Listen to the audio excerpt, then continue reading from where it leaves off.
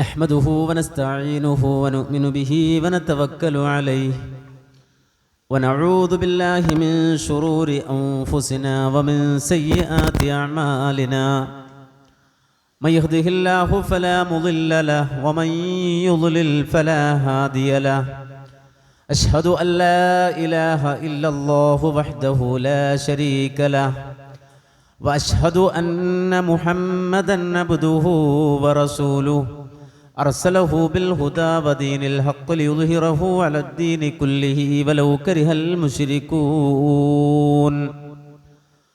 اللهم صل على محمد وعلى آل محمد كما صليت على إبراهيم وعلى آل إبراهيم إنك حميد مجيد اللهم بارك على محمد وعلى آل محمد كما باركت على إبراهيم وعلى آل إبراهيم إنك حميد مجيد أما بعد فإن خير الكلام كلام الله وخير السنن سنن محمد صلى الله عليه وسلم وشر الأمور محدثاتها وكل محدثة بدعة وكل بدعة ضلالة أيها الناس أوصيكم عباد الله ونفسي أولا بتقوى الله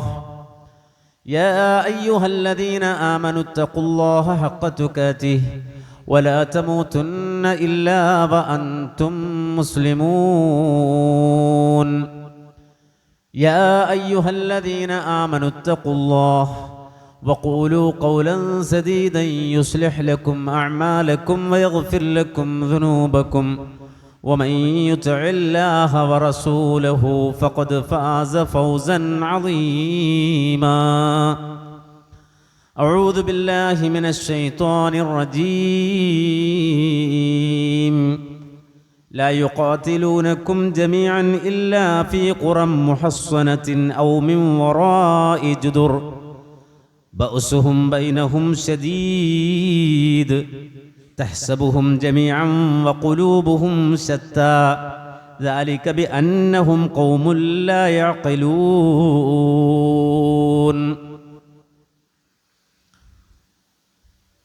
പ്രിയമുള്ള സത്യവിശ്വാസികളെ, സഹോദരങ്ങളെ,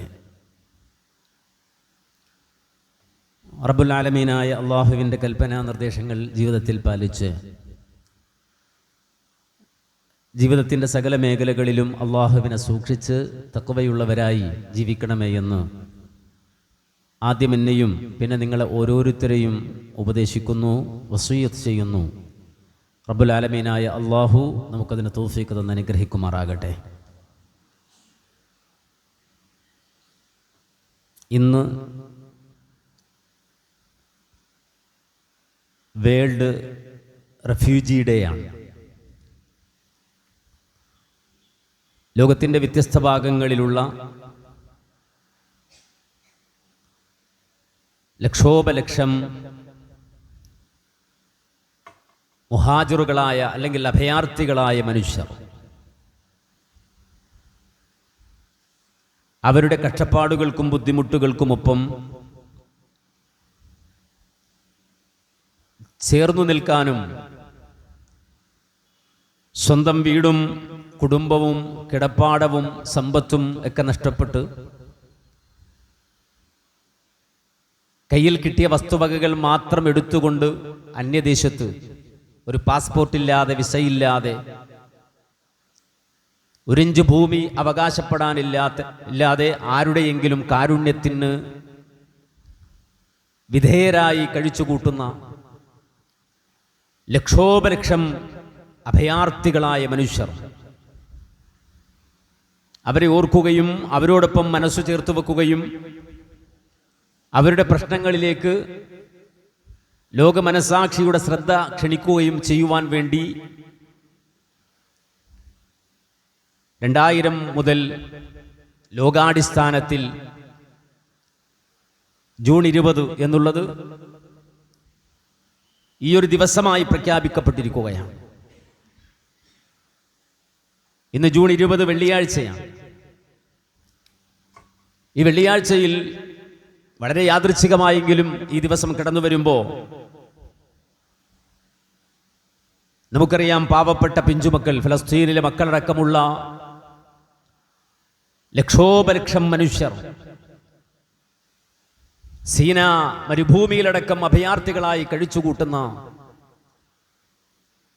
ജനിച്ചു വളർന്ന നാടും കളിച്ചു വളർന്ന മണ്ണും കൂട്ടുകുടുംബാദികളും കിടപ്പുമുറികളും എല്ലാം ഉപേക്ഷിച്ച് കയ്യിൽ കിട്ടിയത് തോളിലേറ്റിക്കൊണ്ടുപോയി എവിടേക്കെയോ താമസിക്കുന്ന മനുഷ്യർക്ക് വേണ്ടി, ആ ഫലസ്തീനിലെ മക്കൾക്കു വേണ്ടി, ആ കൂട്ടുകുടുംബാദികൾക്ക് വേണ്ടി നമ്മുടെ ഓർമ്മകളെയും നമ്മുടെ പ്രാർത്ഥനകളെയും ഈ ദിവസം ഇറക്കി വെക്കുകയാണ്. നമുക്കറിയാം, ലോകം ഇന്ന് നേരിട്ടുകൊണ്ടിരിക്കുന്ന അസ്വസ്ഥതകൾ.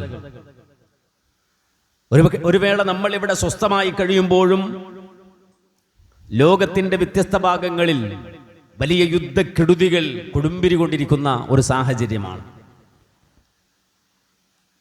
ലോകത്ത് അശാന്തി വിതക്കുവാൻ മാത്രം ജീവിക്കുന്ന ചില പ്രത്യേക വിഭാഗങ്ങൾ, ലോകശക്തികൾ എന്നൊക്കെയാണ് അവർ പറയപ്പെടുന്നത്. നാശം മാത്രം വിതക്കുന്ന സയനിസ്റ്റ് ഭീകരതയുടെ അഴിഞ്ഞാട്ടങ്ങൾ ലോകത്തിന്റെ വ്യത്യസ്ത ഭാഗങ്ങളിൽ നമ്മൾ കണ്ടുകൊണ്ടിരിക്കുകയാണ്. ഏതാനും മാസങ്ങളായി ലോക മനസാക്ഷിയെ ഞെട്ടിച്ചുകൊണ്ടവർ ഇടപെടുന്നുണ്ട്. ഏതാണ്ട് 20-ലധികം മാസങ്ങളായി കേവലം 10-40 അല്ലെങ്കിൽ 60 കിലോമീറ്റർ മാത്രം വിസ്തൃതിയുള്ള ഒരു മുനമ്പിൽ, ഗസ എന്ന് പറയുന്ന ഒരു മുനമ്പിൽ നടത്തിവരുന്ന നരനായാട്ടുകൾ അതിന്റെ ഏറ്റവും വലിയ മൂർധന്യതയിലാണ് ഇന്ന് കഴിഞ്ഞു പോകുന്നത്. നേരത്തെ അവിടെ സൂചിപ്പിച്ചതുപോലെ അതുവരെ താമസിച്ചിരുന്ന എല്ലാ സംവിധാനങ്ങളും തകർക്കപ്പെട്ടു. വലിയ വലിയ സ്ഫോടന വസ്തുക്കൾ അവരുടെ തലയിലും അവരുടെ വീടുകളിലും വന്നു വീണ്, അവർ ഉപയോഗിക്കുന്ന പാത്രങ്ങളിൽ പോലും ഓട്ട വീണ്, ആ ഓട്ട വീണ പാത്രങ്ങളുമായി ദിവസങ്ങളായി ഭക്ഷണം കഴിക്കാനില്ലാതെ ഔദാര്യമായി അവർക്ക് വലിച്ചെറിഞ്ഞു കൊടുക്കുന്ന, അല്ലെങ്കിൽ അവർക്ക് എത്തിച്ചു കൊടുക്കുന്ന ഭക്ഷണങ്ങൾക്ക് വേണ്ടി കൈനീട്ടി നിൽക്കുന്ന ഓട്ടപാത്രങ്ങളുമായി കൈനീട്ടി നിൽക്കുന്ന കരിപിടിച്ച മക്കൾ, പുകപടലങ്ങൾ കൊണ്ട് ശരീരത്തിന്റെ കളർ മാറിപ്പോയ മക്കൾ, ആ മക്കൾ നിൽക്കുമ്പോൾ അവരുടെ തലയിൽ പോലും കൊണ്ടുപോയി മാരകമായ ബോംബുകളിട്ട് നശിപ്പിക്കുന്ന, വേദനിപ്പിക്കുന്ന കാഴ്ചകൾ നമ്മൾ കാണുകയാണ്. കേവലം പിഞ്ചുമക്കളാണ്. നമ്മുടെയൊക്കെ മക്കൾ ഓമനത്വത്തോടെ വളരുമ്പോൾ, സ്വസ്ഥമായി അവർ കലാലയങ്ങളിലേക്ക് പുതിയ യൂണിഫോം ധരിച്ചു പോകുമ്പോൾ, 3 നേരത്തിന് 5 നേരം സുഭിക്ഷമായി ഭക്ഷണം കഴിക്കുമ്പോൾ, സ്കൂളിൽ പോകാൻ കഴിയാതെ, ഒരു യൂണിഫോം ഇടാൻ കഴിയാതെ, പുസ്തകക്കെട്ടുകൾ ചുമക്കാൻ കഴിയാതെ, ഒരു കലാലയത്തിൽ പോയിരിക്കാൻ കഴിയാതെ, സ്വസ്ഥമായ ഒരു ജുമഅക്ക് പോലും പോയിരുന്നു കൊണ്ട്, സമൃദ്ധമായി എവിടെ ഇരുന്നു കൊണ്ട് ഒരു ഖുത്ബ കേൾക്കാൻ പോലും കഴിയാതെ ആയിരക്കണക്കിന് മക്കൾ ആ ഗസ മുനമ്പിൽ ഇമാം ഷാഫി റഹിമഹുല്ലക്ക് ജന്മം നൽകിയ നാട്ടിൽ പീഡനം അനുഭവിക്കുകയാണ്, പ്രയാസം അനുഭവിക്കുകയാണ്. ആ ഒരു ദുരന്തം കണ്ടുകൊണ്ടിരിക്കുമ്പോൾ തന്നെ നമുക്കറിയാം, പദ്ധതികൾ മാറി വരികയാണ്. മറ്റൊരു രാഷ്ട്രത്തിലേക്ക്, ഇറാനിലേക്ക് അവർ കടന്നു വരികയാണ്. ആ രാജ്യവുമായുള്ള ആദർശപരമായ വിശ്വാസപരമായ വിയോജിപ്പുകൾ ലോക മുസ്ലിങ്ങൾ എന്നും പ്രകടിപ്പിച്ചിട്ടുണ്ട്. പക്ഷേ ഒരു രാജ്യത്തിന്റെ അധികാര പരിധിയിലേക്ക് കടന്നു കയറി അവിടെയും കൊടും ഭീകരത അഴിച്ചുവിടുകയാണ്, യുദ്ധം അഴിച്ചുവിടുകയാണ്. ഇന്നത്തെ ദിവസം റെഫ്യൂജി ഡേ ആയി ആചരിക്കുമ്പോൾ എങ്ങനെയാണ് അഭയാർത്ഥികൾ സൃഷ്ടിക്കപ്പെടുന്നത്? ഏറ്റവും അധികം അഭയാർത്ഥികൾ ലോകത്ത് സൃഷ്ടിക്കപ്പെടുന്ന യുദ്ധങ്ങളിലൂടെയാണ്. ഒരു നാട്ടിൽ യുദ്ധമുണ്ടായാൽ ആ നാട്ടിലെ സിവിലിയന്മാരായ മനുഷ്യർ പാവങ്ങളാണ്. അവർക്ക് യുദ്ധതന്ത്രങ്ങൾ അറിയില്ല, പ്രതിരോധം അറിയില്ല. അവരുടെ കയ്യിൽ അതിനാധുനികമായ യുദ്ധമുറകളോ സംവിധാനങ്ങളോ അതല്ലെങ്കിൽ ആയുധങ്ങളോ ഒന്നുമില്ല. പാവങ്ങളാണ്. അന്നന്ന് അധ്വാനിച്ച് കിട്ടുന്ന വരുമാനം കൊണ്ട് ജീവിക്കുന്ന പാവപ്പെട്ട മനുഷ്യർ, അവരുടെ തലയിലേക്കാണ് ഈ തീക്കൂമ്പാരങ്ങൾ വന്ന് വീഴുന്നത്, ഈ തീനാളങ്ങൾ വന്ന് വീഴുന്നത്, പല വിധത്തിൽ അറിയപ്പെടുന്ന മിസൈലുകൾ വന്ന് വീഴുന്നത്. അവിടെ ഉപ്പമാരുണ്ട്, ഉമ്മമാരുണ്ട്, ശയ്യാവലംബികളായ ആളുകളുണ്ട്, ബെഡിൽ നിന്ന് എഴുന്നേക്കാൻ പോലും കഴിയുന്ന മനുഷ്യരുണ്ട്. അങ്ങനെ ആയിരക്കണക്കിന് മനുഷ്യരുണ്ട്. നമുക്കറിയാം, ഈ പഞ്ചായത്തിൽ ഓരോ വീടുകളിലും നമ്മൾ കയറിയിറങ്ങിയാൽ എത്ര മനുഷ്യരാണ് പാവങ്ങളായ ആളുകൾ, വാർദ്ധക്യത്തിൽ എടുത്തെറിയപ്പെട്ട ആളുകൾ, രോഗികളായി ഒന്ന് എഴുന്നേറ്റ് നടക്കാൻ പോലും കഴിയാത്ത മനുഷ്യർ, ശരീരം തളർന്നു കിടക്കുന്ന ആളുകൾ. ഇവരുടെ തലയിലേക്കാണ് മിസൈലുകളും മറ്റും വന്ന് വീഴുന്നത്.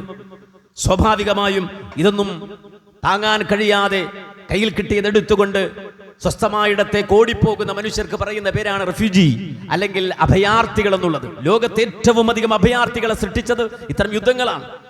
നമുക്കറിയാം, ഇന്ന് ഇസ്രായേലിൽ ഒരുപാട് മനുഷ്യർ നാടുവിടുകയാണ്. കാര്യം അവരുടെ തലയിലേക്ക് എപ്പോഴാണ് വന്ന് വീഴുന്നത്, ഈ തീനാളങ്ങൾ വന്ന് വീഴുന്നത് എന്നത് അവർക്കറിയില്ല. അവിടുന്ന് ഒരുപാട് മനുഷ്യർ രക്ഷപ്പെടുകയാണ്. ഇറാനിൽ നിന്ന് ഒരുപാട് മനുഷ്യർ അഭയാർത്ഥികളായി പോവുകയാണ്. ഗസയിൽ നിന്ന് ലക്ഷോപലക്ഷം മനുഷ്യർ അഭയാർത്ഥികളായി പോവുകയാണ്. അപ്പോൾ റെഫ്യൂജികളെ സൃഷ്ടിക്കപ്പെടുന്നത് യുദ്ധത്തിലൂടെയാണ്. ആ യുദ്ധത്തിന്റെ കെടുതികളാണ്. ആ കെടുതികൾക്ക് നേതൃത്വം നൽകുന്ന വലിയ സംഘം ലോകത്ത് വളരെയധികം ആസൂത്രിതമായി നിലനിൽക്കുകയാണ്. നമുക്കറിയാം, 1-ാം ലോക മഹായുദ്ധമുണ്ടായി, 2-ാം ലോക മഹായുദ്ധമുണ്ടായി. ഇനി ഒരു 3-ാം ലോക മഹായുദ്ധത്തിലേക്ക് നടന്നു പോവുകയാണോ എന്ന് സംശയിക്കപ്പെടുകയാണ്. മനസ്സിലാക്കണം, ലോക രാജ്യങ്ങൾ അവരുടെ സമ്പത്തും അവരുടെ എല്ലാവിധ കഴിവും ആർജവവും മനുഷ്യരെ കൊല്ലാൻ, നാടുകളെ കൊല്ലാൻ, സമൂഹങ്ങളെ കൊല്ലാൻ വേണ്ടി നീക്കിവെക്കുകയാണ്. ഇത്തരം ട്രെൻഡുകൾ രൂപപ്പെടുത്തുന്ന ശക്തികൾ ലോകത്തൊന്നും ഉണ്ടാകും. ലോകാവസാനം വരെ അവിടെ ആ രൂപത്തിലുള്ള പ്രവർത്തനങ്ങൾ നിർവഹിച്ചുകൊണ്ട് ഇത്തരം ശക്തികൾ നിലനിൽക്കും. ഇത് വിശുദ്ധ ഖുർആനിൽ അല്ലാഹു സുബ്ഹാനഹു വ തആല നൽകുന്ന സൂചനയാണ്. അല്ലാഹു സുബ്ഹാനഹു വ തആല ഈ സന്ദേശം വളരെ കൃത്യമായി അളന്നു കുറിച്ച് നമുക്ക് പഠിപ്പിച്ചു തന്നു. ലോകാന്ത്യം വരെ ലോകത്ത് കുഴപ്പമുണ്ടാക്കുന്ന ശക്തികളെ സംബന്ധിച്ച് വിശുദ്ധ ഖുർആൻ അണ്ടർലൈൻ ചെയ്തു തന്നു. ആ അണ്ടർലൈൻ ചെയ്ത വിഷയത്തിൽ വിശുദ്ധ ഖുർആൻ സൂറത്തുൽ മാഇദയിൽ അല്ലാഹു സുബ്ഹാനഹു വ തആല പറഞ്ഞു, അതിന്റെ 64-ാമത്തെ ആയത്തിൽ വഅൽഖൈനാ ബൈനഹുമുൽ അദാബത വൽ ബഗ്ളാഅ ഇലാ യൗമിൽ ഖിയാമ. ഒരു സംഘം ആളുകൾ അവർ സൈക്കോകളാണ്. അപ്പൊ പറഞ്ഞില്ലേ, ഒരു രാഷ്ട്രത്തിന്റെ തലവനെ നോക്കിയിട്ട് പറയപ്പെട്ടില്ല അദ്ദേഹം സൈക്കോയാണ്, സൈക്കോപാത്താണ്. പ്രത്യേകിച്ച് ഇസ്രായേലിന്റെ അധിപനായ നെതന്യാഹുവിന്റെ മുഖത്ത് നോക്കി ലോകരാഷ്ട്രങ്ങൾ വിളിച്ചു പറഞ്ഞില്ലേ, അദ്ദേഹം ഒരു സൈക്കോപാത്താണ്. ഈ സൈക്കോ എന്ന് പറഞ്ഞാൽ മാനസികമായ ഒരു വൈകല്യമാണ്. സ്വസ്ഥത എന്നുള്ളത്, ഒരു നാടിന്റെ സമാധാനം എന്നുള്ളത് ആഗ്രഹിക്കാതെ, ആളുകളെ പോലും തരംതിരിക്കാതെ, പട്ടാളക്കാരനെന്നോ സിവിലിയനെന്നോ പോലും നോക്കാതെ, വലിയവരെന്നോ ചെറിയവരെന്നോ എന്ന് പരിഗണിക്കാതെ ആളുകളെ കൊന്നൊടുക്കുക എന്ന ഒരു തരം സൈക്കോ ബാധിച്ച ആളുകൾ. ലോകത്തെ ഏതു തരം സൈക്കാട്രിസ്റ്റുകൾ ഇടപെട്ടാലും, അതല്ലെങ്കിൽ അത്തരം ഏത് തരം ഹോസ്പിറ്റലുകളുണ്ടോ അവിടെ കൊണ്ടുപോയിട്ട് ഇവരെ ചികിത്സിക്കാനിട്ടാലും ഈ രോഗത്തിന് മാറ്റം ഉണ്ടാകില്ലെന്നാണ് ഖുർആൻ പറയുന്നത്. ഇത് ഊട്ടപ്പെട്ട രോഗമാണ്, ഇതിന് ചികിത്സയില്ല. ഈ ആളുകളെ നോക്കി ഖുർആൻ പറഞ്ഞു അവർ സൈക്കോകളാണ്. അവരെ സംബന്ധിച്ചിടത്തോളം അദാവത്തും ബഗ്ളാഉം, ശത്രുതയും വിദ്വേഷവും അവരുടെ ഹൃദയങ്ങളിൽ അലമാലകൾ പോലെ, തിരമാലകൾ പോലെ അലതല്ലിക്കൊണ്ടിരിക്കും. ശാസ്ത്ര സാങ്കേതികയുടെ ഔന്നത്യം പറയുമ്പോഴും, എഡ്യൂക്കേഷൻ മുന്നേറ്റങ്ങളെ സംബന്ധിച്ച് പറയുമ്പോഴും, വിദ്യാഭ്യാസപരമായ ഉയർച്ചയെ സംബന്ധിച്ച് പറയുമ്പോഴും, യൂണിവേഴ്സിറ്റികളുടെ പ്രത്യേകതകൾ പറയുമ്പോഴും, അവിടെ നിന്നുകൊണ്ട് 1, 2, 3, 10 ഡോക്ടറേറ്റുകൾ എടുത്ത് പുറത്തു വരുമ്പോഴും, PhDകൾ പൂരിപ്പിച്ച് പുറത്തിറങ്ങുമ്പോഴും, അതുപോലെ തന്നെ നോബൽ സമ്മാനങ്ങൾ നേടുമ്പോഴും, അവരെ സംബന്ധിച്ചിടത്തോളം ഇത്തരം ഭൗതികമായ ഉയർച്ചയും വളർച്ചയും പറയുമ്പോഴും മാനസികമായി ലോകാവസാനം വരെ അവർ സൈക്കോകളായി ജീവിക്കുമെന്ന് വിശുദ്ധ ഖുർആൻ പറയാണ്. ആ സൈക്കോയുടെ ഭാഗമായി അവർക്കുണ്ടാകുന്ന പ്രശ്നം എന്താ? കുല്ലമാ ഔഖദൂ നാറൻ ലിൽ ഹർബ്. ഖുർആൻ പറയാണ്, കുല്ലമാ ഔഖദൂ നാറൻ ലിൽ ഹർബ്. അവരിങ്ങനെ യുദ്ധത്തിന്റെ തീ ഉണ്ടാക്കാൻ ശ്രമിച്ചുകൊണ്ടിരിക്കും, അതിങ്ങനെ ഊതിക്കത്തിച്ചുകൊണ്ടിരിക്കും. എവിടെയാണ് ഒരു കനലുള്ളത്, അത് ഊതിക്കത്തിച്ചത് എങ്ങനെ യുദ്ധമാക്കാം എന്നിങ്ങനെ അവർ ആലോചിച്ചു കൊണ്ടിരിക്കും. കുല്ലമാ ഔഖദൂ നാറൻ ലിൽ ഹർബ് ശുദ്ധ ഖുർആൻ പ്രയോഗമാണ്. യുദ്ധത്തീ എങ്ങനെ പരത്താം, അതെങ്ങനെ ഊതിക്കത്തിക്കാം എന്ന് അവർ പണിയെടുത്തുകൊണ്ടേയിരിക്കും, പരിശ്രമിച്ചുകൊണ്ടേയിരിക്കും. പലതും പലതും അള്ളാഹു ഊതിക്കെടുത്തുകയാണ്. അവരുടെ കെടുതികളിൽ നിന്ന് അള്ളാഹു ലോക സമൂഹങ്ങളെ രക്ഷിക്കുകയാണ്. പലതും അള്ളാഹു കെടുത്തിക്കളയുകയാണ്. മാത്രമല്ല, അവരെ കൊണ്ടൊരു നന്മ ലോകത്ത് അല്ലെങ്കിൽ ഒരു ഉയർച്ച ലോകത്തുണ്ടാകുമോ? ഇല്ല. അവരെപ്പോഴും കുഴപ്പങ്ങളാണ് ആഗ്രഹിക്കുന്നത്. ഒരു ഫസാദ്, കുഴപ്പമുണ്ടാകണം, ഒരു നാട്ടിൽ കുഴപ്പമുണ്ടാകണം, അതിനുള്ള പദ്ധതികളും അതിനുള്ള ഗവേഷണങ്ങളും അതാണ് അവർ നടത്തിക്കൊണ്ടിരിക്കുന്നത്. അവർ സയൻസ് പഠിക്കുന്നതിന് അവരെ സംബന്ധിച്ചിടത്തോളം സമൂഹത്തിന്റെ ഉയർച്ചക്കപ്പുറത്ത് എന്തെല്ലാം കുഴപ്പങ്ങൾ അതിലൂടെ ഉണ്ടാക്കാം എന്നതിനെ കുറിച്ച് പഠിക്കാനും അത് നടപ്പാക്കാനുമാണ് അവരുടെ സയൻസ് പഠനം. അവർ ആകാശത്തെക്കുറിച്ച് പഠിക്കുന്നതിനാണ്. ആകാശത്തെക്കുറിച്ച് പഠിക്കുന്നത് നിലവിലുള്ള അവരുടെ ആയുധങ്ങളെക്കാൾ ഉയർന്ന തരത്തിൽ സ്കൈവാറുകൾ അല്ലെങ്കിൽ നക്ഷത്രങ്ങളെ കൊണ്ടുള്ള യുദ്ധങ്ങൾ നടത്താൻ കഴിയുമോ എന്ന ഗവേഷണമാണ് അവർ നടത്തുന്നത്. അപ്പോ അവരെ സംബന്ധിച്ചിടത്തോളം അവരുടെ എല്ലാ പഠനങ്ങളും കുഴപ്പമുണ്ടാക്കാൻ, അത് വ്യാപിപ്പിക്കാനുള്ള പഠനങ്ങളും ഗവേഷണങ്ങളുമാണ് അവർ നടത്തിക്കൊണ്ടിരിക്കുന്നത്. എന്നിട്ടെന്താ പറഞ്ഞു? വല്ലാഹു ലാ യുഹിബ്ബുൽ മുഫ്സിദീൻ. അല്ലാഹുക്ക് അത് ഇഷ്ടമല്ല കേട്ടോ. ഈ കുഴപ്പക്കാരെ അല്ലാഹുവിന് ഇഷ്ടമല്ല. ഇത് വിശുദ്ധ ഖുർആൻ സൂറത്ത് മാഇദയിൽ കൃത്യമായി ഇന്നത്തെ ലോകവൻ ശക്തികൾ എന്ന് പറയുന്ന ജൂതനസ്വറ, മതരാഷ്ട്രവാദ അജണ്ടകൾ കൊണ്ടു നടക്കുന്ന സയനിസ്റ്റുകൾ നോക്കി അല്ലാഹു പറഞ്ഞ വാചകമാണ്. ഇത് പുറത്തൊരു വർഗത്തെക്കുറിച്ച് പറഞ്ഞതല്ല. നേരെ മറിച്ച് ഇന്ന് സയനിസ്റ്റുകൾ എന്ന് പറയപ്പെടുന്ന ജൂത ക്രൈസ്തവ ലോബികളെ നോക്കി കൃത്യമായി അല്ലാഹു സുബ്ഹാനഹു വ തആല പറഞ്ഞ വാചകമാണ്. അത് വിശുദ്ധ ഖുർആനിലെ സപ്തസൂക്തങ്ങളുടെ അവസാന ഭാഗത്ത് അടിവരയിട്ടുകൊണ്ടെന്ന് പറഞ്ഞു, ഗൈറിൽ മഗ്ദൂബി അലൈഹിം വലദ്ദാലീൻ. ഒരു മുസ്ലിം നിർബന്ധമായും പറയുന്ന വാചകമാണ്. ഇന്ന് ലോകത്ത് നിലനിൽക്കുന്ന സയനിസ്റ്റ് ലോബിയുടെ അവരെ അല്ലാഹു സീൽ വെച്ചുകൊണ്ട് പറഞ്ഞ വാചകമാണ്, ഗൈറിൽ മഗ്ദൂബി അലൈഹിം വലദ്ദാലീൻ. ഇസ്രായേൽ സമൂഹം 3 വർഗമുണ്ട്. ഒന്ന് അല്ലാഹുവിന്റെ നിഅമത്ത് കിട്ടിയവർ, ആ നിഅമത്തിന് നന്ദി കാണിച്ചവർ. അല്ലാഹു അവരിലേക്ക് ചേർക്കണമെന്ന് പ്രാർത്ഥിക്കാൻ അല്ലാഹു നമ്മോട് കൽപ്പിച്ചു. ഇഹ്ദിന സിറാത്തൽ മുസ്തഖീം സിറാത്തൽ ലദീന അൻഅംത അലൈഹിം.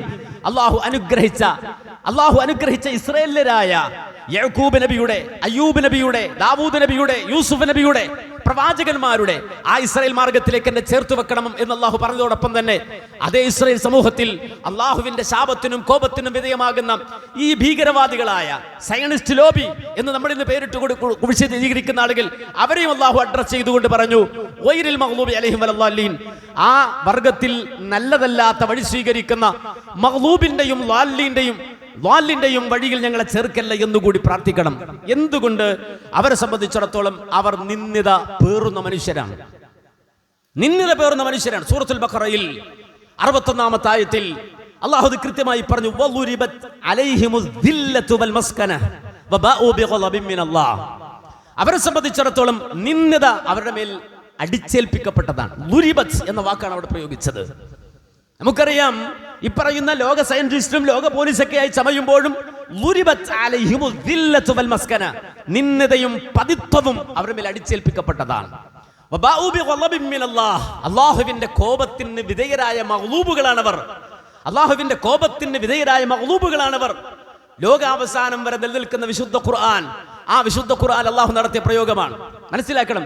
എന്നിട്ടല്ല പറഞ്ഞു, എന്തുകൊണ്ടാണ് ഈ പതിത്വവും ദില്ലത്തും മസ്കനത്തും ഗളബും അവർക്ക് ഉണ്ടാകാൻ കാരണം? ദാലിക ബിഅന്നഹും കാനൂ യക്ഫുറൂന ബിആയാതില്ലാഹ്.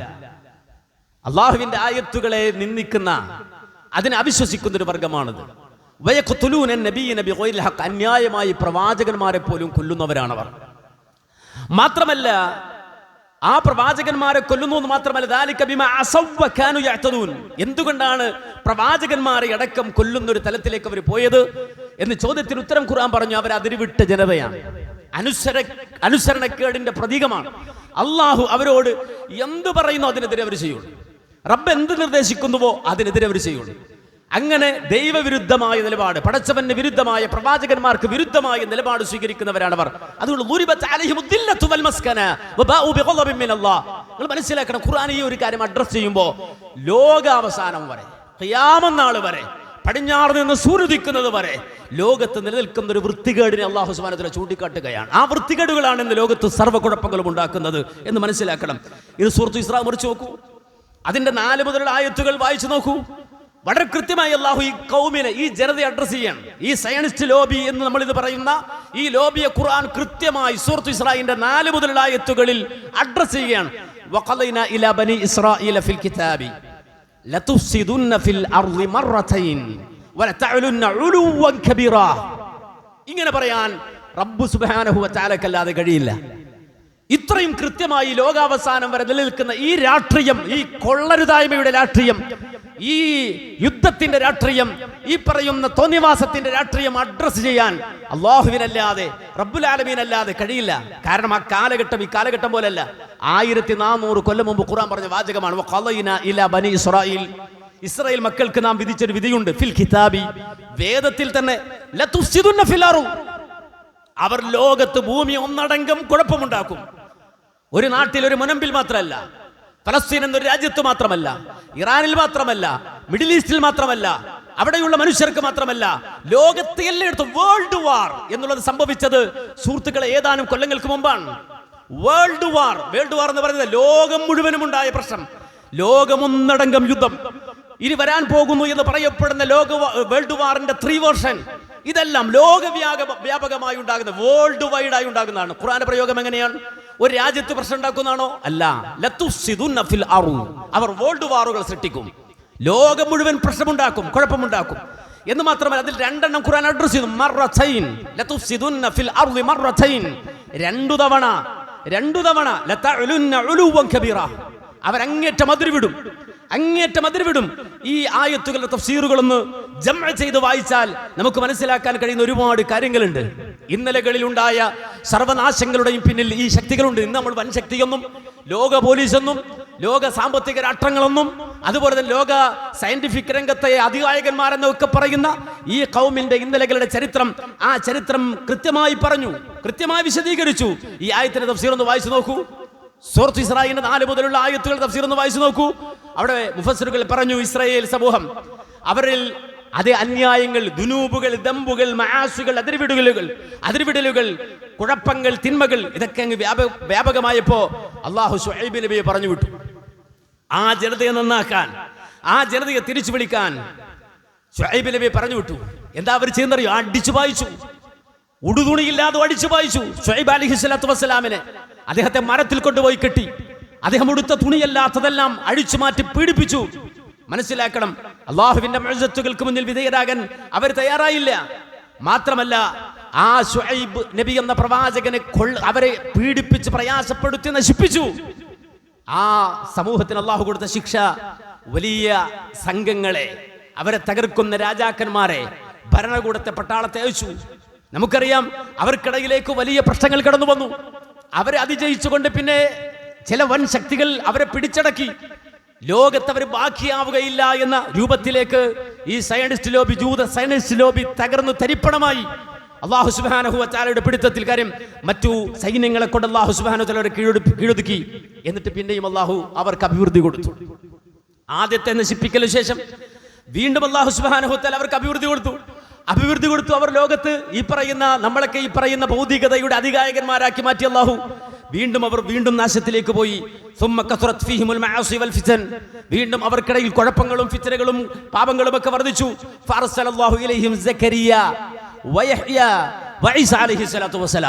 ശുഐബ് നബിക്ക് ശേഷം സക്കരിയ നബി അയച്ചു. മാത്രമല്ല, സക്കരിയ അലൈഹിസ്സലാത്തു വസ്സലാമിന്റെ മകൻ യഹ്യ നബിയെ അയച്ചു. ഇവരൊക്കെ ഇവരെന്താ കൈകാര്യം ചെയ്തത്? എങ്ങനെയാണ് അവർ കൈകാര്യം ചെയ്തത്? സക്കരിയ നബി ചെന്നപ്പോ സക്കരിയ നബി ഒരു കൊന്നുകളഞ്ഞു. ബൈത്തുൽ മുഖദ്ദസിൽ അതിന്റെ പരിപാലകനായ മറിയം ബീവിയെ, ആ ബൈത്തുൽ മുഖദ്ദസിൽ വളർത്തി വലുതാക്കിയ സക്കരിയ നബിയെ സക്കരിയ നബി കൊന്നു. മാത്രമല്ല, സക്കരിയ നബിയുടെ മകൻ യഹ്യ അവർ കൊന്നു. മനസ്സിലാക്കണം.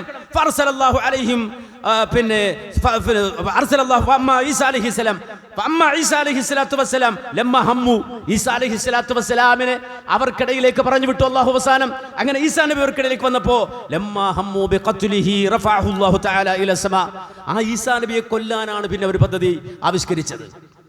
ഈസാ നബിയെയും കൊല്ലാനാണ് അവർ പദ്ധതി ആവിഷ്കരിച്ചു എന്ന് മാത്രമല്ല, ആ ഈസാ നബിയെ ഏറ്റവും ക്രൂരമായി കൊല്ലാനാണ് അവർ തീരുമാനിച്ചത്. അതിന്റെ ഏറ്റവും മോശമായ പ്രതീകം കുരിശിലേറ്റാനാണ് അവർ തീരുമാനിച്ചത്. കുരിശിലേറ്റി കൊല്ലാൻ തീരുമാനിച്ചു, പദ്ധതികൾ ആവിഷ്കരിച്ചു. മാത്രമല്ല, അവിടുത്തെ റോമൻ ഭരണകൂടത്തെ സ്വാധീനിച്ചു, അവിടുത്തെ ജഡ്ജിയെ സ്വാധീനിച്ചു.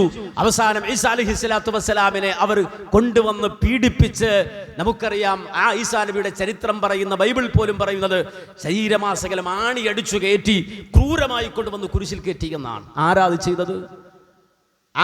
ചെയ്തത്? ആരാണതിന്റെ പിന്നിൽ പ്രവർത്തിച്ചത്? ഈ ജൂത ലോബിയാണ്. എന്ന് മാത്രമല്ല, ഈസാ നബി ജനിച്ചത് മുതൽ ബുഹ്താനുൻ അളീം എന്ന് ഖുർആൻ പറഞ്ഞ വമ്പൻ ആക്ഷേപങ്ങളാണ് ഈസാ നബിയുടെ അവർ നടത്തിയത്. ഒന്ന് പറഞ്ഞു, ഇബ്നു സിനയാണ്. ഈസാ എന്ന് പറഞ്ഞാൽ വ്യഭിചാര പുത്രനാണ്. ആ ഈസാ നബിയുടെ ഉമ്മയെ നോക്കിയിട്ട് പറഞ്ഞു, ഇവൾ വ്യഭിചാരിണിയാണ്. വഹിയ സാനിയ, മറിയം സാനിയത്താണ്, അവൾ വ്യഭിചാരിണിയാണ് എന്ന് പറഞ്ഞു. ഈസാ നബിയെ നോക്കിയിട്ട് അവർ പറഞ്ഞു, ഞങ്ങൾ ഇന്ന ഖതൽനാ ഈസ ഇബ്ന മറിയമിന്റെ മകൻ ഈസയെ ഞങ്ങൾ കൊന്നടാ എന്ന് വിളിച്ചു പറഞ്ഞു. നിങ്ങൾ മനസ്സിലാക്കണം, ചരിത്രത്തിന്റെ വൈരുദ്ധ്യം നമ്മൾ മനസ്സിലാക്കണം. ഇന്ന് നമുക്കറിയാം, ലോകരാഷ്ട്രങ്ങൾ, അമേരിക്ക, UK പോലെയുള്ള രാജ്യങ്ങൾ ഇസ്രായേലിനെ പിന്തുണക്കുകയാണ്. അത്ഭുതം തോന്നുന്നില്ലേ നിങ്ങൾക്ക്? സ്വന്തം ദൈവം എന്ന് പറഞ്ഞ് അവതരിച്ച ആളെ കൊന്നവനെ മനസ്സിലാക്കണം.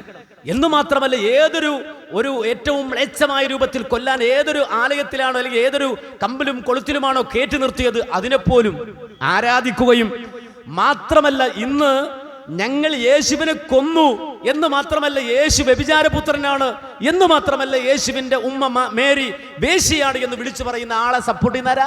അമേരിക്ക. അവരെ സപ്പോർട്ട് ചെയ്യുന്നാരാ? UK. അവരെ സപ്പോർട്ട് ചെയ്യുന്നാരാ? ഇപ്പറയുന്ന ക്രിസ്ത്യൻ മെജോറിറ്റി രാജ്യങ്ങൾ. എന്തുകൊണ്ട് ഈ ഒരു തലത്തിലേക്ക് മാറി എന്നുള്ളത് നമ്മൾ മനസ്സിലാക്കണം. ആ രാഷ്ട്രീയം മനസ്സിലാക്കണം. ആ രാഷ്ട്രീയം പറയാൻ റബ്ബുൽ ആലമീൻ അല്ലാതെ കഴിയില്ല. റബ്ബുൽ ആലമീൻ അല്ലാതെ കഴിയില്ല. നിങ്ങൾ പഠിച്ചു നോക്കൂ, സൂറത്തുൽ ഹശ്ർ 14-ാമത്തെ ആയത്ത്. സൂറത്തുൽ ഹശ്ർ 14-ാമത്തെ ആയത്ത്. ലോക രാഷ്ട്രീയം വായിക്കണം നമ്മൾ BBC-യിൽ നിന്നും അതുപോലെ തന്നെ ഇപ്പോ ഈ പുറത്തിറങ്ങുന്ന മീഡിയകളിൽ നിന്നുമാണ്. അല്ല, വേൾഡ് പൊളിറ്റിക്സ് പഠിക്കേണ്ടത് ഖുർആനിൽ നിന്നാണ്. ലോകാവസാനം വരെ പോകുന്നൊരു ഈ രാഷ്ട്രീയത്തിന്റെ ചരടുകളെയും കണ്ണുകളെയും അതിന്റെ അരമനകളിൽ ആടിത്തിമിറുക്കുന്ന ഇപ്പറയുന്ന പ്രഭുക്കന്മാരെയും വിശുദ്ധ ഖുർആൻ തുണിയുരിച്ച് നിർത്തിയിട്ടുണ്ട്. ഖുർആനിൽ അവരുടെ മുഖം മൂടി പറിച്ചു കയറി ഖുർആൻ നിർത്തിയിട്ടുണ്ട്. നമ്മൾ വായിച്ചു നോക്കണം. സൂറത്തുൽ ഹശ്റിന്റെ 14-ാമത്തെ ആയത്തിൽ അല്ലാഹു പറഞ്ഞു, ലാ യുഖാതിലൂനകും ജമീഅ ഇല്ലാ ഖുറം മുഹസ്സനത്തിൻ ഔ മിൻ വറാഇ ജുദുർ. ഈ ചൂണ്ടിയത് ആരെയാണ് അല്ലാഹു ചൂണ്ടിയത്? ആരെക്കുറിച്ചാണ് ഈ പറയുന്നത്? ഇന്നത്തെ സയനിസ്റ്റ് ലോബി അവരെ അഡ്രസ് ചെയ്ത് അല്ലാഹു പറയുന്ന വാചകമാണ്, ലാ യുഖാതിലൂനകും ജമീഅൻ ഇല്ലാ ഖുറം മുഹസ്സനത്തിൻ ഔ മിൻ വറാഇ ജുദുർ. ഒരു മറയുടെ പുറകിൽ നിന്നുകൊണ്ടല്ലാതെ അവർ നിങ്ങളോട് യുദ്ധം ചെയ്യില്ല. ബങ്കറുകളിൽ ഇരുന്നു കൊണ്ടല്ലാതെ അവർ നിങ്ങളോട് യുദ്ധം ചെയ്യില്ല. നേർക്ക് നേരെ നിന്നുകൊണ്ട് യുദ്ധം ചെയ്യാൻ അവർക്ക് കഴിയില്ല. അത് പറയാണ്, ബങ്കറുകളിൽ ഇരുന്നു കൊണ്ടല്ലാതെ അവർ യുദ്ധം ചെയ്യില്ല. ഇല്ല ഖുറം മുഹസ്സനത്തിൻ ഔ വറാഇ ജുദുർ. ഒരു മതിലിനപ്പുറത്ത് നിന്നുകൊണ്ടല്ലാതെ അവർ നിങ്ങളോട് യുദ്ധം ചെയ്യില്ല. കാര്യം എന്താ? വിശുദ്ധ ഖുർആനിൽ അത്ഭുതകരമായ ഒരു വെല്ലുവിളിയുണ്ട്. ആ വെല്ലുവിളി അല്ലാഹു നടത്തിയത് ജൂതന് നേരെ മാത്രമാണ്. ജൂതന് നേരെ മാത്രമാണ്. എന്തുകൊണ്ട്? അവര് പറഞ്ഞു, നഹ്നു അബ്നാഉല്ലാഹി വ അഹിബ്ബാഉഹു. ഞങ്ങളാണ് ദൈവത്തിന് ഇഷ്ടപ്പെട്ട ആളുകൾ, ഞങ്ങളാണ് ദൈവമക്കൾ. ഇന്നും പ്രയോഗിക്കുന്ന പ്രയോഗം അതാണ്, ഞങ്ങളാണ് ദൈവമക്കൾ.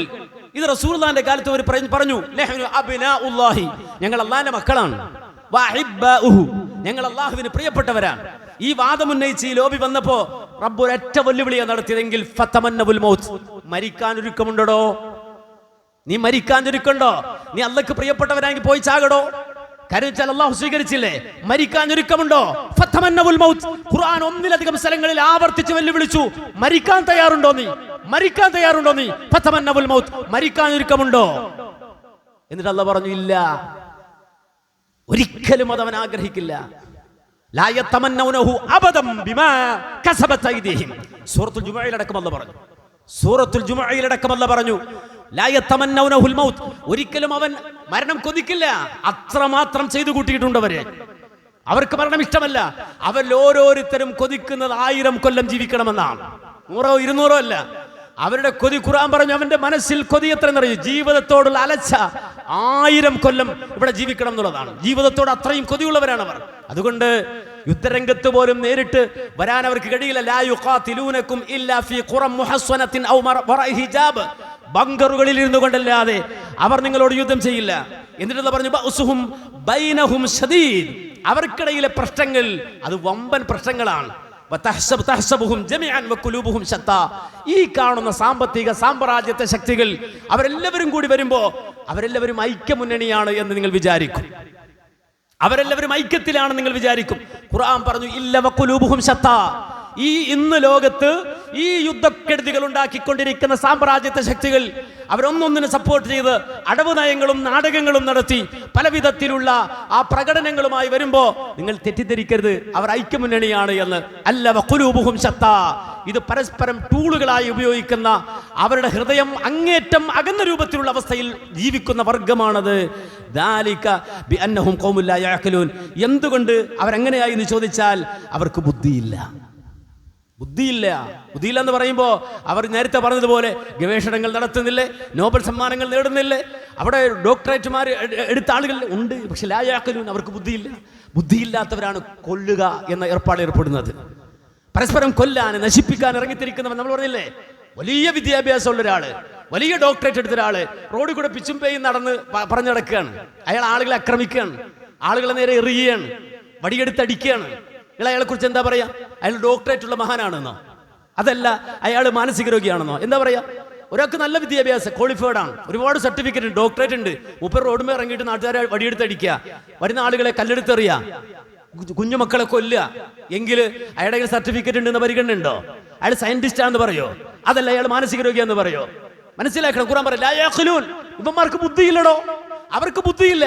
അതുകൊണ്ടാണ് പിഞ്ചുമക്കളുടെ നേരെ പോലും കാരുണ്യം കാണിക്കാൻ അവർക്ക് കഴിയാത്തത്.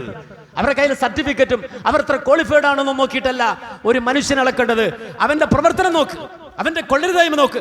ലയാഖിലൂൻ, അവർക്ക് ബുദ്ധിയില്ലടോ എന്ന് വിശുദ്ധ ഖുർആൻ അസന്നിഗ്ധമായി പ്രഖ്യാപിക്കുകയാണ്. അപ്പൊ ഇന്നലകളിൽ നടന്ന കൊള്ളരുതായ്മകളുടെ പിന്നിൽ അവരുണ്ടായിരുന്നു. ഇനി ലോകത്ത് നടക്കാനിരിക്കുന്ന സർവ്വ കൊള്ളരുതായ്മകളുടെയും പിന്നിൽ ഇവരുണ്ടാകും.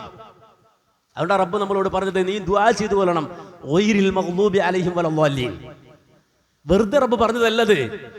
ഗൈറിൽ മഗ്ദൂബി അലൈഹിം വലദ്ദാലിൻ, ആ വർഗത്തിൽ എന്നെ ചേർക്കല്ല എന്ന് നിരന്തരം ദുആ ചെയ്തെന്ന് പറയാൻ കാരണം, ലോകാവസാനം ഇനി ഉണ്ടാകുമ്പോൾ അതുവരെയുള്ള സർവ്വ കുഴപ്പങ്ങളുടെയും പിന്നിൽ ഇവരുണ്ടാകും. അന്ത്യനാൾ വരെ അന്ത്യമില്ലാത്ത കുഴപ്പങ്ങളുടെ ആചാര്യന്മാരായി ജൂത സൈനിസ്റ്റുകൾ ഉണ്ടാകും. അതുകൊണ്ടാണ് ഹബീബുൽ വറ മുഹമ്മദ് റസൂലുള്ളാഹി സ്വല്ലല്ലാഹു അലൈഹി വസല്ലം പറഞ്ഞത്, ഇമാം മുസ്ലിം ഉദ്ധരിച്ചത് 2944 ഹദീസ്, അനസ് ബിൻ മാലിക് റളിയല്ലാഹു അൻഹു തൊട്ട് റിപ്പോർട്ട് ചെയ്യുന്നത്. എന്ത് നബി പറഞ്ഞത്, യത്ബഉ ദജ്ജാല മിൻ യഹൂദി അസ്ബഹാൻ.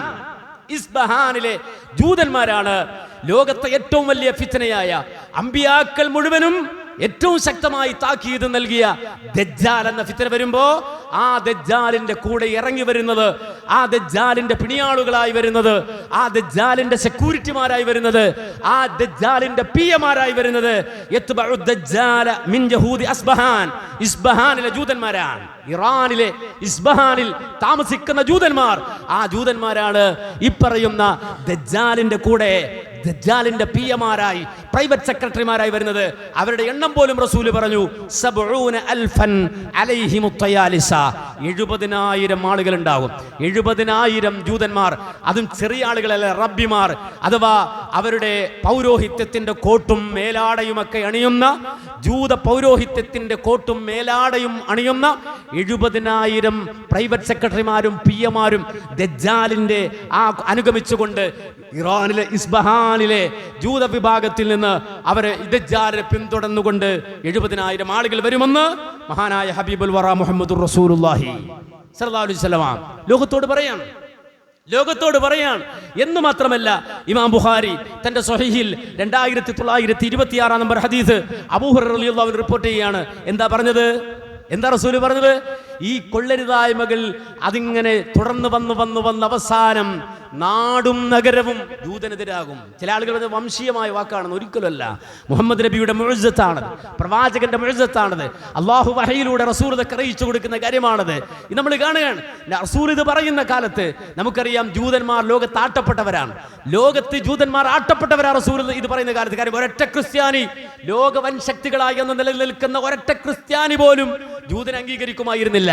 അതുകൊണ്ടാണ് റസൂലുള്ളാഹിന്റെ പിൻഗാമിയായി കടന്നു വന്ന ഉമർ ഇബ്നു ഖത്താബ് റളിയല്ലാഹു അൻഹു ഫലസ്തീനിലേക്ക് കടന്നു ചെന്നപ്പോ അവിടെയുള്ള പാത്രിയാർക്കീസുമാര് ഉമർ റളിയല്ലാഹു അൻഹുവിന്റെ മുന്നിൽ വന്ന് ചമ്രം പണിഞ്ഞിരുന്നിട്ട് ആ ഉമർ റളിയല്ലാഹു അൻഹുവിനോട് ആവശ്യപ്പെട്ടത്, ഞങ്ങൾ ഈ നാടും നഗരവും ഈ ബൈത്തുൽ മുഖദ്ദസും നിങ്ങൾക്ക് കൈമാറുമ്പോൾ ഞങ്ങൾക്ക് നിങ്ങൾ നേടിത്തരേണ്ടതൊന്നു മാത്രമാണ്, ഈ നാട്ടിലെ കൊള്ളരുതായ്മകളുടെ പ്രതീകമായ ജൂതന്മാരെ, അവരുടെ ഇടങ്ങേറിൽ നിന്ന് ഞങ്ങളെ കാത്തുകൊള്ളണം, ഞങ്ങളുടെ ചർച്ചുകളെ കാത്തുകൊള്ളണം, അത്രമാത്രം ഉപദ്രവം ഞങ്ങൾ ചെയ്യുന്നുണ്ട്, ഇവിടെ ജൂതന്മാരെ അഴിഞ്ഞാടാൻ വിടരുത് എന്ന് ഉമർ റളിയല്ലാഹു അൻഹുവിനോട് ആവശ്യപ്പെട്ടത് ആ കാലഘട്ടത്തിൽ ഫലസ്തീനിൽ ജീവിച്ച പാത്രിയാർക്കീസുമാർ, ക്രൈസ്തവ പണ്ഡിതന്മാരാണ്. ഉമർ റളിയല്ലാഹു അൻഹു അവർക്കത് എഴുതി ഒപ്പിട്ട് കൊടുത്തു. ഇനി ഒരു ജൂതനും നിങ്ങളിലേക്ക് കടന്നു വന്ന് ഈ നാട്ടിൽ നിങ്ങൾക്ക് അക്രമം ഉണ്ടാക്കില്ല എന്ന കാര്യത്തിൽ ഞാൻ ഗ്യാരണ്ടിയാണ് എന്ന് ഉമർ റളിയല്ലാഹു അൻഹു എഴുതി ഒപ്പിട്ട് കൊടുത്ത കരാർ അൽ അഹ്ദത്തുൽ ഉമരിയ, ഉമർ റളിയല്ലാഹു അൻഹുവിന്റെ കരാർ എന്ന പേരിൽ ഇന്നും ചിൽട്ട് സൂക്ഷിക്കപ്പെട്ടിട്ടുണ്ട് ലോകത്ത്. ലോക ചരിത്രത്തിൽ മായ്ക്കപ്പെടാൻ കഴിയാത്ത രൂപത്തിൽ അന്ന് ഉമർ റളിയല്ലാഹു അൻഹു എഴുതി ഒപ്പിട്ട് കൊടുത്ത അൽ അഹ്ദത്തുൽ ഉമരിയ, ഉമർ റളിയല്ലാഹു അൻഹുവിന്റെ ഉടമ്പടി കരാർ ഇന്നും ലോക ചരിത്രത്തിൽ ചില്ലിട്ട് സൂക്ഷിച്ചിട്ടുണ്ട് എന്ന് നമ്മൾ മനസ്സിലാക്കണം.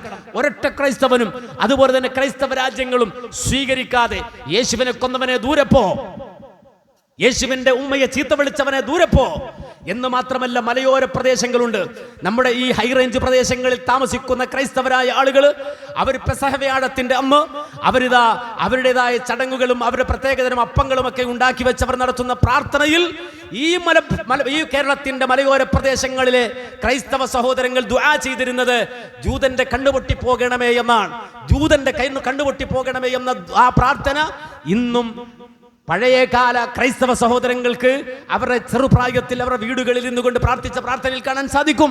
എന്ന് പറഞ്ഞാൽ ഒരു രാജ്യം പോയിട്ട് ഒരു നാട്ടിൽ ജീവിക്കുവാനുള്ള സ്വാതന്ത്ര്യം പോലുമില്ലാതെ ഓടിക്കപ്പെട്ട ഒരു വർഗമായിരുന്നു യഹൂദികൾ. മാത്രമല്ല ഖുർആൻ പറഞ്ഞതുപോലെ വമ്പൻ രാഷ്ട്ര ഇടപെടലുകൾ കൊണ്ട്, രാജാക്കന്മാരുടെ ഇടപെടലുകൾ കൊണ്ട് തൂത്ത് നീക്കപ്പെട്ടവരായിരുന്നു. ഖുർആൻ മർറത്തൈനി എന്ന് പറഞ്ഞു 2 തവണ നിങ്ങൾ ആക്ഷേപിക്കപ്പെടും എന്ന് പറഞ്ഞുവെങ്കിൽ നമ്മുടെയൊക്കെ കണ്ണുകൊണ്ട് 2ാം ലോക മഹായുദ്ധത്തിൽ അഡോൾഫ് ഹിറ്റ്ലർ എന്ന് പറയുന്ന നാസി തലവനായി കടന്നു വന്ന ആ ഹിറ്റ്ലറുടെ പ്രവർത്തനങ്ങൾ നമുക്കറിയാം.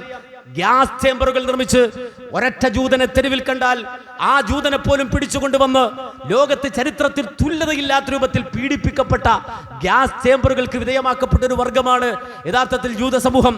ആ രൂപത്തിൽ ഈ ഗ്യാസ് ചേമ്പറുകളും ഒക്കെ ഉണ്ടാകുന്ന കാലഘട്ടത്തിനു ശേഷം ഒരു ജൂതരാഷ്ട്രം ലോകത്ത് നിർമ്മിക്കപ്പെടും എന്ന് കാണാൻ കഴിയണമെങ്കിൽ അത് ഹബീബുൽ വറ മുഹമ്മദുർ റസൂലുള്ളാഹി സ്വല്ലല്ലാഹു അലൈഹി വസല്ലമക്കാണ്.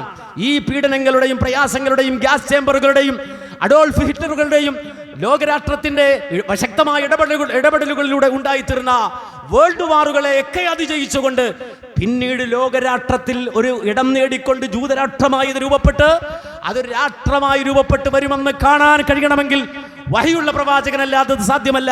അതുകൊണ്ട് റസൂല് പറഞ്ഞു, ലാ തഖൂമു സഅ, ലോകം അവസാനിക്കില്ല, ഹത്താ തുഖാതിലു അൽ യഹൂദ, ജൂതരാഷ്ട്രത്തോട് നിങ്ങൾ യുദ്ധം ചെയ്തിട്ടല്ലാതെ ലോകം അവസാനിക്കില്ല. എന്നിട്ട് റസൂല് പറഞ്ഞു, ഹത്താ യഖൂലൽ ഹജറു വറാഅഹുൽ യഹൂദി, ഒരു കല്ലിന്റെ പുറകിൽ അല്ലെങ്കിൽ ബങ്കറിൽ അല്ലെങ്കിൽ പറയുന്ന ഏതെങ്കിലും മരത്തിന്റെ പുറകിലൊക്കെ ഇവർ പോയി ഒളിച്ചിരിക്കും. കാര്യം ആ സൈറൻ മുഴങ്ങുമ്പോൾ ഇവർ ഒളിച്ചിരിക്കും. അവർ ഒളിച്ചിരിക്കുക എന്നതാണ് അവരുടെ പ്രത്യേകത തന്നെ. അങ്ങനെ കല്ലുകളുടെയും ബങ്കറുകളുടെയും പുറകിൽ പോയി അവർ ഒളിച്ചിരിക്കുമ്പോ കല്ലുകളെന്ന് വിളിച്ചു പറയും, മരങ്ങളെന്ന് വിളിച്ചു പറയും, യാ മുസ്ലിം യാ അബ്ദുല്ലാ തആലൂ ഖൽഫി യഹൂദി ഫഖ്തുൽഹു, ഓ അല്ലാഹുവിന്റെ അടിമേ, എന്റെ പുറകിൽ ഒരുത്തൻ ഇരിക്കുന്നുണ്ട്, ജൂതനാണവൻ, തആൽ ഓടി വാ ഫഖ്തുൽഹു, അവനെ കൊന്നിട്ട് പോ എന്ന് വിളിച്ചു പറയും ആ യുദ്ധവേളയിൽ എന്ന് ലോകത്തിന്റെ നേതാവ് ഹബീബുൽ വറ മുഹമ്മദുർ റസൂലുള്ളാഹി സ്വല്ലല്ലാഹു അലൈഹി വസല്ലം പറയാണ്. അത്രത്തോളം കല്ലും മരവും വെറുക്കുന്ന തരത്തിൽ മനുഷ്യനെ കൊന്നൊടുക്കി മനുഷ്യരക്തത്തെ ആർത്തിയോടെ കുടിച്ച് വയറ് വീർപ്പിച്ച് ഒരു രക്തരക്ഷസായി ലോകം വെറുക്കുന്ന കല്ലും മരവും വെറുക്കുന്ന അവസ്ഥയിലേക്ക് ഈ വിഭാഗം പരിണമിച്ചു പോകുമെന്ന് ലോകത്തോട് വിളിച്ചു പറഞ്ഞു ഹബീബുൽ വറ മുഹമ്മദുർ റസൂലുള്ളാഹി സ്വല്ലല്ലാഹു അലൈഹി വസല്ലം. അത് നമ്മൾ കണ്ണുകൊണ്ട് കാണാൻ. എന്താ ഇവർക്ക് വിദ്യാഭ്യാസം ഇല്ലേ, അറിവില്ലേ, വിവേകമില്ലേ, മനസാക്ഷിയില്ലേ എന്നൊക്കെ നമ്മൾ ചോദിക്കണം. വെറുതെയാണ് ചോദ്യങ്ങൾ. ഒരു മനസാക്ഷിയുമില്ലാത്ത സൈക്കോകളായി ലോകത്ത് ഭാരമായി ഈ വർഗം മാറി വരും എന്നുള്ളത് നമ്മളിങ്ങനെ കാണുകയാണ്. ലോകാവസാനം അടുക്കും തോറും അത് കൂടുതൽ ഇങ്ങനെ പ്രകടമാകും. അല്ലാഹു സുബ്ഹാനഹു വ തആല ഇത്തരം കെടുതികൾ ലോകത്തിന് സമ്മാനിക്കുന്ന, ലോകത്തിന് നാശം വിതയ്ക്കുന്ന, ലോകത്ത് കൂട്ടുകുടുംബമായി സ്വന്തം മക്കളോടൊപ്പം ജീവിക്കുന്ന മനുഷ്യരെ അഭയാർത്ഥികളാക്കി മാറ്റുന്ന ഇത്തരം ഇടപാടുകളിൽ നിന്ന്, ഇത്തരം ആളുകളിൽ നിന്ന് അല്ലാഹു നമ്മയും നമ്മുടെ കുടുംബത്തെയും നമ്മുടെ രാഷ്ട്രത്തെയും നമ്മുടെ സമൂഹത്തെയും കാത്തുരക്ഷിക്കുമാറാകട്ടെ. ലോകരാജ്യങ്ങൾ അല്ലാഹു സുബ്ഹാനഹു വ തആല സമാധാനത്തിൽ നിലനിർത്തി കൊടുക്കുമാറാകട്ടെ. ഇത്തരം ഇടങ്ങേറുകളിൽ കഴിവിന്റെ പരമാവധി അതിൽ നിന്ന് അതിജയിക്കാൻ അല്ലാഹു പറഞ്ഞില്ലേ, അല്ലാഹു ആണ് അത് കെടുത്തിക്കളയുന്നത് എന്ന് ഖുർആൻ പറഞ്ഞില്ലേ. അത് കൂടുതൽ അല്ലാഹു സുബ്ഹാനഹു വ തആല വിശാലമാക്കി തരുമാറാകട്ടെ എന്ന് ദുആ ചെയ്യാം. റബ്ബ് സുബ്ഹാനഹു വ തആല ഇത്തരം ശർറുകൾ ഉടലെടുക്കുന്ന അവസ്ഥയിൽ നിന്നും സാഹചര്യങ്ങളിൽ നിന്നും നാം ഏവരെയും രക്ഷപ്പെടുത്തി ഈമാനോടെ ജീവിക്കാനും ഈമാനോടെ ഇത്തരം കാര്യങ്ങളെ കണ്ടു മനസ്സിലാക്കി ഉൾക്കൊള്ളാനും റബ്ബ് തൗഫീഖ് തന്ന് അനുഗ്രഹിക്കുമാറാകട്ടെ. അഖൂലു ഖൗലി ഹാദാ അസ്തഗ്ഫിറുല്ലാഹ ലീ വലക്കും വലിജമീഇൽ മുഅ്മിനീന വൽ മുസ്ലിമീന അജ്മഈൻ വസ്തഗ്ഫിറുഹു ഇന്നഹു ഹുവൽ ഗഫൂറുർ റഹീം.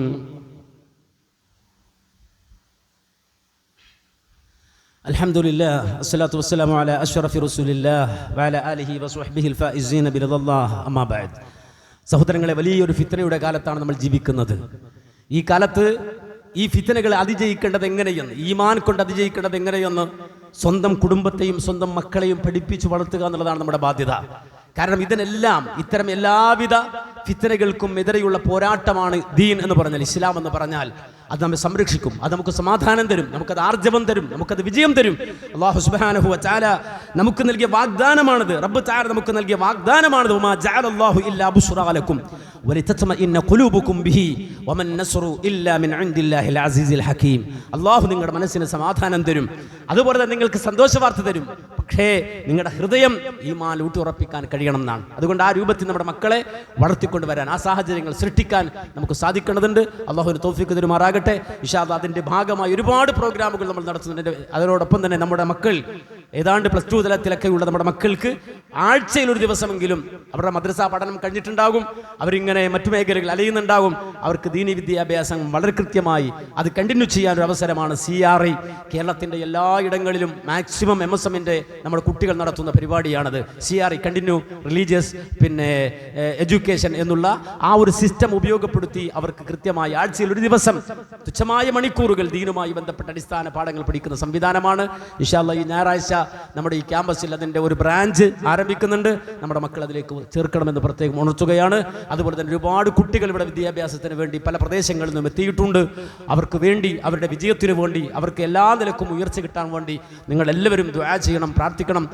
മക്കളെ ഈ സ്ഥാപനത്തിലേക്ക് പറഞ്ഞുവിട്ട മാതാപിതാക്കൾക്ക് വേണ്ടി നിങ്ങൾ പ്രത്യേകം ദുആ ചെയ്യണം. അല്ലാഹു സുബ്ഹാനഹു വ തആല മക്കൾക്ക് നല്ല വിദ്യാഭ്യാസം നേടാനും ജീവിതത്തിൽ ഏറ്റവും വലിയ ഉയർച്ചകൾ നേടാനും തൗഫീഖ് നൽകി അനുഗ്രഹിക്കുമാറാകട്ടെ. അവരുടെ കുടുംബത്തിന്, അവരുടെ മാതാപിതാക്കൾക്ക് അല്ലാഹു സുബ്ഹാനഹു വ തആല ഖൈറും ബറക്കത്തും ഇഹത്തിലും പരത്തിലും പ്രദാനം ചെയ്ത് അനുഗ്രഹിക്കുമാറാകട്ടെ. അല്ലാഹു സുബ്ഹാനഹു വ തആല നമ്മുടെ എല്ലാ മക്കളെയും സ്വാലിഹീങ്ങളാക്കി വളർത്തി തരുമാറാകട്ടെ. നമ്മുടെ ഉപ്പമാർക്ക്, ഉമ്മമാർക്ക് അല്ലാഹു സുബ്ഹാനഹു വ തആല ജന്നാത്തുൽ ഫിർദൗസ് പ്രദാനം ചെയ്ത് അനുഗ്രഹിക്കുമാറാകട്ടെ.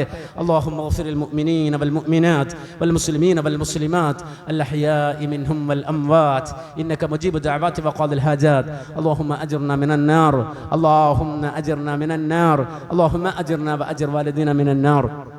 ربنا اغفر لنا ولإخواننا الذين سبقونا بالإيمان ولا تجعل في قلوبنا غلا للذين آمنوا ربنا إنك رؤوف رحيم والحمد لله رب العالمين.